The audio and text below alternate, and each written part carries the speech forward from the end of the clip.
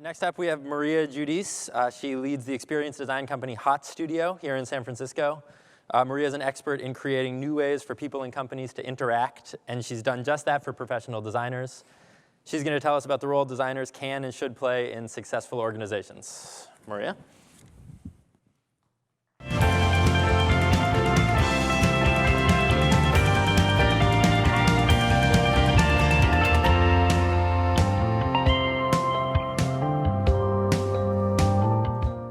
Hi, everyone. How are you doing today?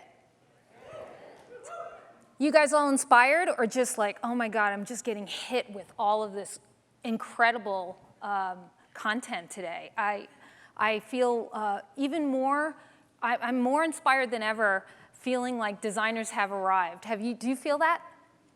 Yes?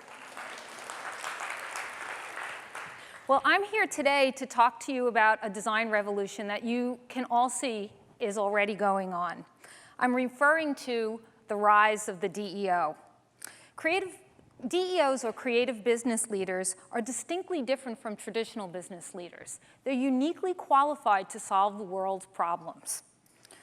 Today, we're going to explore the qualities that set creative leaders apart. I'm going to introduce you to some role models and rule breakers who you've already met throughout this conference today.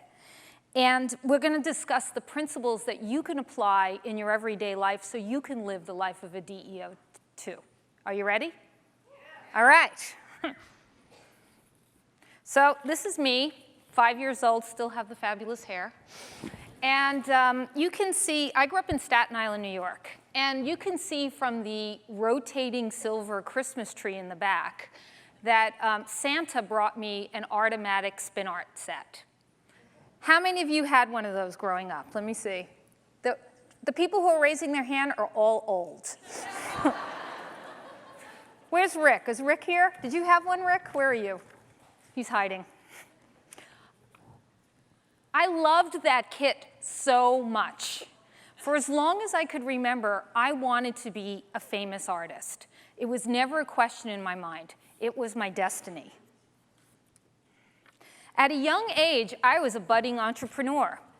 When I was about 15, I made a decent living as a dog portrait painter. I got $25 a painting plus the cost of the frame. Later on, when I was in high school, I would paint jean jackets for $100 a piece, at the same time babysitting, essentially doubling my income. I didn't know it at the time, but I was a very smart businesswoman. For the past 15 years, I've been CEO of Hot Studio, a large strategy, design, and technology company based here in San Francisco and New York City. But a more accurate title for me is Designer CEO, or DEO, the creative leader who holds the highest office in the organization and who puts creativity, design, and innovation at the center of the company. The DEO, remember to do this. The DEO is not necessarily a trained designer. They come from all disciplines and industries. They're business leaders and social innovators. They're government leaders and artists. And they're all passionate people who've greatly impacted the world through action and results. And I bet there are quite a few DEOs in the audience today. You just don't realize it yet. A DEO, or Design Executive Officer, is a combination strategic business leader and a creative problem-solving designer. The DEO looks at all business problems as design problems, solvable through the right mix of imagination and metrics, as evidenced by many of the speakers that you heard today. And as our world is at a crossroads, these new leaders are cutting through old paradigms and creating new solutions for very challenging times.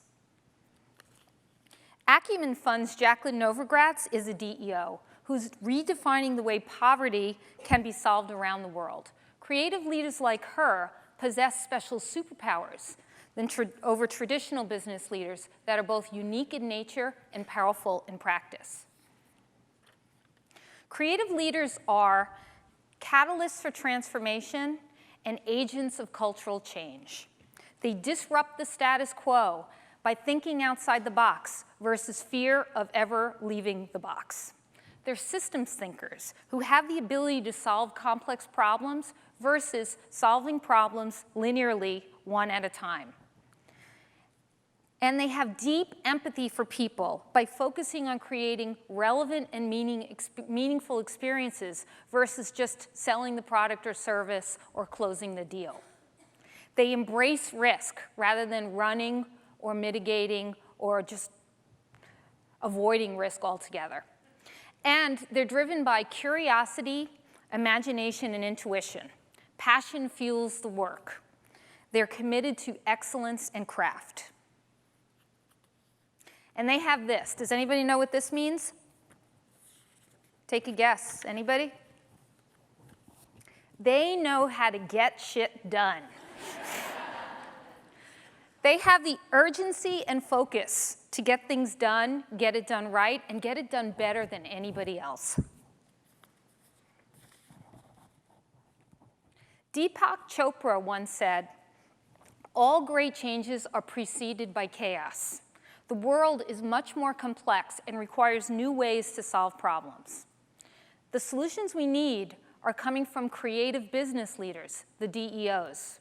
In order to solve the world's problems, we need to think like designers, feel like designers, and work like designers."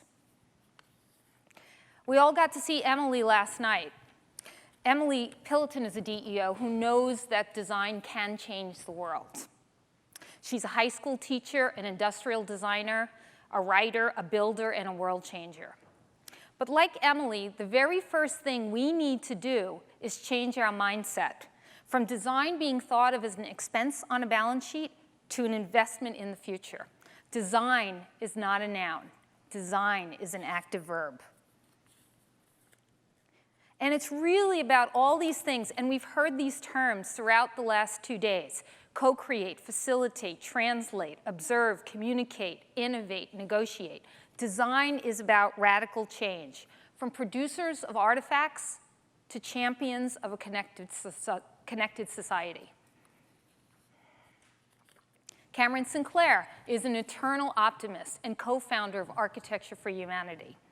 Together, he and his partner, Kate Storr, have changed the lives of hundreds of thousands of people around the world, designing and building structures to restore communities in need. We heard this repeatedly through the day. As DEO, you need to have empathy and care deeply for all people. One of the speakers said, love, love, love, love, love, love, love. That's exactly right. They're cultures, and they have to have the desire to do good on behalf of people and the planet. Designers often make the mistake of solving problems on behalf of their client, rather than losing sight of who we're truly serving, the needs of real people. By living in people's shoes, your employees, your customers, and your community, you can look for innovation in the white spaces that don't exist in conference room walls with two-way mirrors. Bill Clinton knows how to get shit done. By bringing together a diverse group of committed participants, the Clinton Global Initiative is currently improving the lives of nearly 400 million people in over 180 countries. He understands the incredible power of we. We're no longer in the culture of me, the lone rock star in the corner, and recognizing people solely for their individual contributions. Instead, we live in the we. So businesses need to create a culture of collaboration, cooperation, and teamwork. We've heard it a lot today. The best ideas and solutions to global problems come from a multidisciplinary team effort where everyone feels they've contributed to the design process.